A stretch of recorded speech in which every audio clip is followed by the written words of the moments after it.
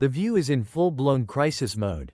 A mind-blowing $800 million lawsuit could destroy the show forever, and trust me, the fallout is already sending shockwaves through Hollywood.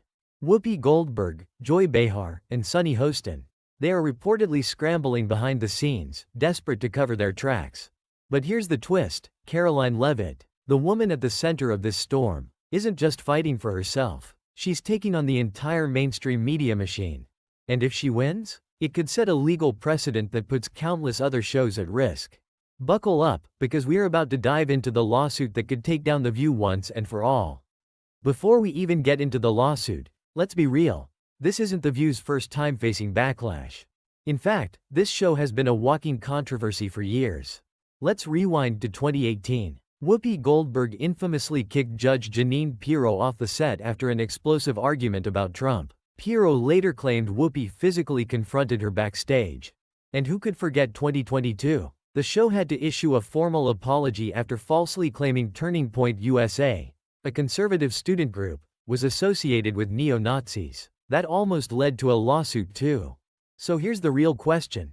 Has The View finally met its match? Because this time, they're not just facing backlash. They're facing a lawsuit that could cost them everything. So, let's break it down. Karoline Leavitt, a rising conservative star and former Trump aide, appeared on Fox News to defend Trump's policies. And The View? They didn't just disagree with her. They attacked her character, her credibility, and even implied she only got ahead because of her looks. Yesterday, the new White House press secretary, Karoline Leavitt, gave her very first press conference where she announced that they're adding extra seats to the briefing room. Take a look. It's essential to our team that we share President Trump's message everywhere and adapt this White House to the new media landscape in 2025. This White House believes strongly in the First Amendment, so it's why our team will work diligently to restore the press passes of the 440 journalists whose passes were wrongly revoked by the previous administration. We're also opening up this briefing room to new media voices who produce news-related content and whose outlet is not already represented by one of the seats in this room. We welcome independent journalists, podcasters, social media influencers, and content creators to apply for credentials to cover this White House. This seat in the front of the room, which is usually occupied by the press secretary's staff, will be called the new media seat. My team will review the applications and give credentials to new media applicants who meet our criteria and pass United States Secret Service requirements to enter the White House complex. All right. What'd she say? She basically said that they were going to give unqualified God, how boring. unqualified Can they get people somebody there jobs. not so Behind tedious? the Table podcast needs to apply for White House credentials. Oh, they'd love having Joy in that room. Joy So can I go. got a question. So wait a second. So in other words, instead of Bob Woodward, they want Kim Kardashian? What? I don't get it. Wait, okay. I have a question, which is why I was leading us in this direction. Oh. Yeah. I would like this young lady this is her first job, I would like her to do a little homework. Because she said something yesterday that really pissed me off. And that was, she said, there will be no wokeness here. Oh, yeah. Let me explain something to you. Because without that wokeness, you might not have that job. Yeah. Because She's probably been put in there because, according to Donald Trump, she's a 10. You know that's what it is. I want to be clear, though. It's not her first job. It was her first press briefing. She worked in the previous Trump administration. What I'm saying, this is the first time which I think that is an she's been accomplishment. she may be.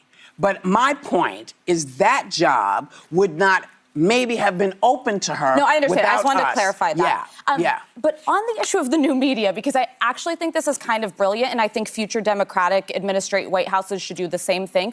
We're realizing this election, how people consume media has drastically changed. This was the Joe Rogan, Theo Vaughn, Alex Cooper election. It wasn't mainstream old school media that was driving people's interest in what they were following and the stories they were.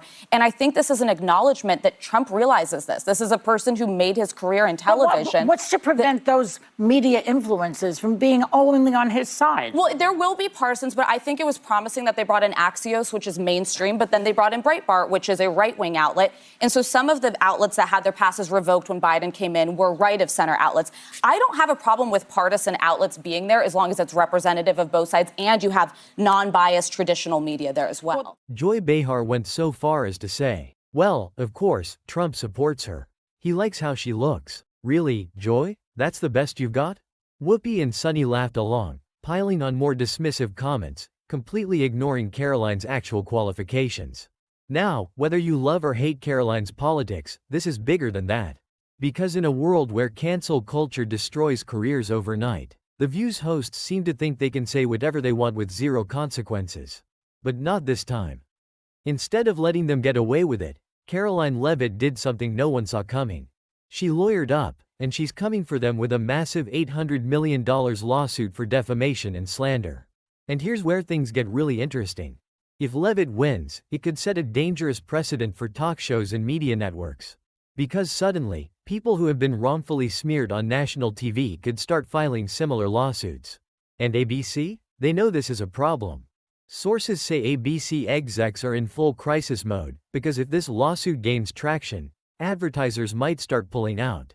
And you know what happens when advertisers walk away? The show is done. Here's the wildest part. Behind closed doors, the same women who laughed at Karoline are now begging for a way out. Multiple reports suggest The View is frantically trying to settle out of court. Think about it. Whoopi, Joy, and Sunny, the queens of cancel culture, now suddenly terrified of being canceled themselves. But here's where it gets juicy. Karoline doesn't want to settle. She's playing the long game. She wants The View to face real consequences for their reckless attacks. And honestly, this could be the fight that finally brings the show to its knees. Now, let's take a step back. Even before this lawsuit, The View was already struggling. Ratings have been declining for years, and audiences are tired of the same old scripted outrage. Just last year, reports surfaced that ABC was considering a major shakeup, possibly even replacing some of the hosts. Now, with this lawsuit hanging over their heads, could ABC finally pull the plug? Because let's be real, The View thrives on controversy, but if they become too toxic for advertisers, it's game over. Here's the bigger picture. If The View loses this lawsuit, it could change the media landscape forever. Think about it. How many other shows have gotten away with smearing guests? CNN, MSNBC, even late-night comedians like Jimmy Kimmel. Could they be next? If Karoline Leavitt wins, we could see a wave of lawsuits that force TV networks to rethink how they attack people on air. And honestly, maybe it's about time. So now, I want to hear from you. Do you think The View deserves to be held accountable for how they treated Karoline? Do you think this lawsuit will actually take them down? And here's a big one. If The View gets cancelled, would you even miss it?